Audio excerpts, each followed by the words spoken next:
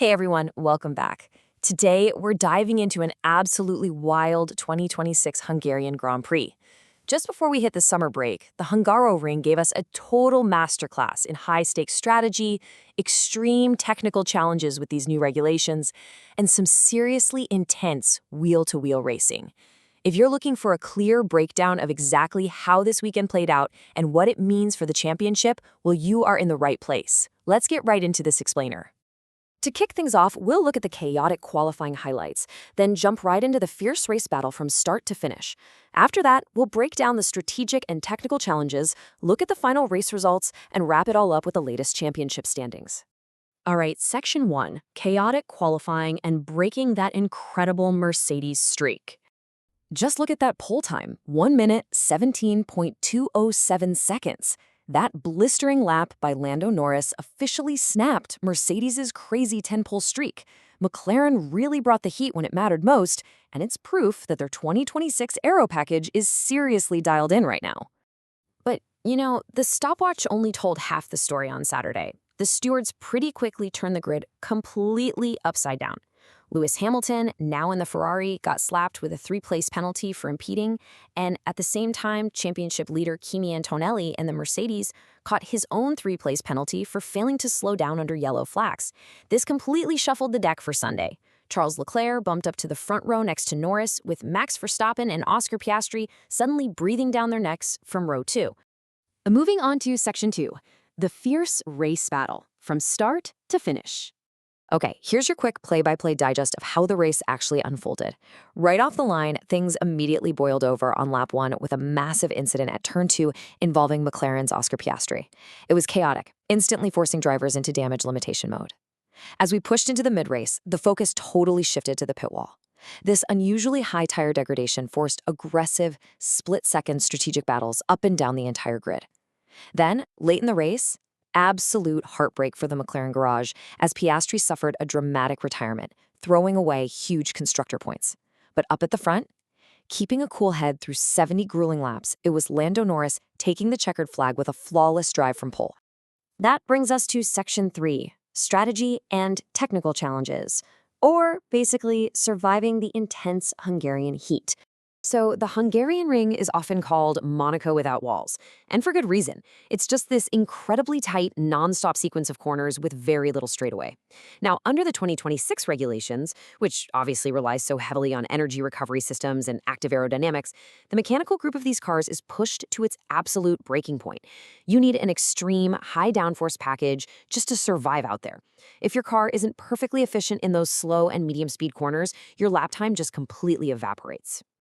And to make matters even harder, track temperatures hit a scorching 50 degrees Celsius. This extreme heat pushed the car's cooling systems to the very edge and caused massive thermal degradation on the tires. It was just a monumental task for the drivers trying to manage those thermal windows from inside the cockpit. Because of that brutal heat, Pirelli simulations basically converged.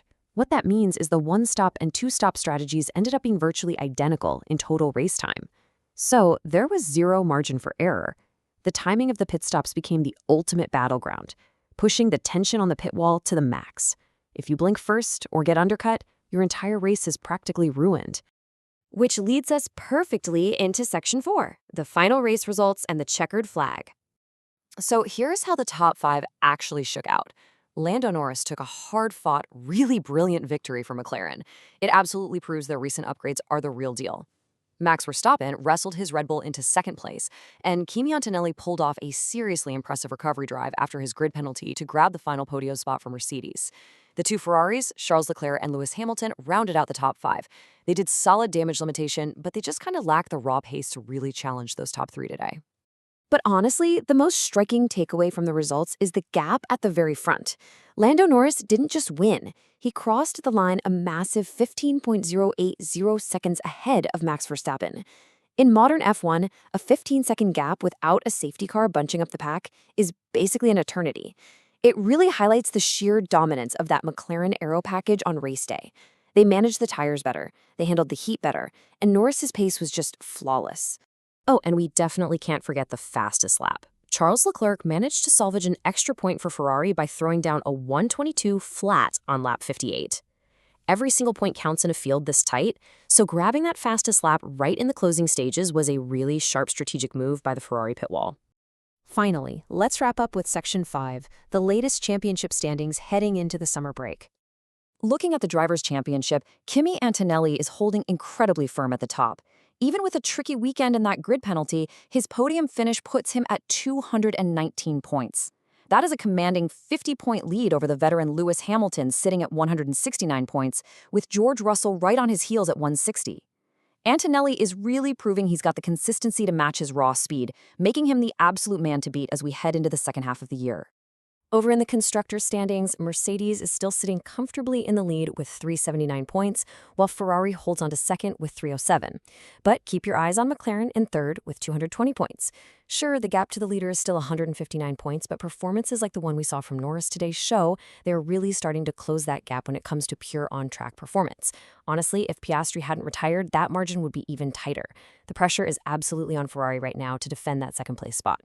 And that brings us to the ultimate question. The F1 circus is now heading into its mandatory 4-week summer shutdown. These engineers have a mountain of data to sift through from this intense race. So the big takeaway from this explainer is this. With the grid tightening up like never before, which team is going to optimize their 2026 packages and bring the best upgrades when the engines fire back up at the Dutch Grand Prix in Zandvoort? Is McLaren going to continue this dominance, or will Mercedes and Ferrari strike back? It's shaping up to be an incredible second half of the season. Thanks so much for joining me for this breakdown, and I will see you all after the break.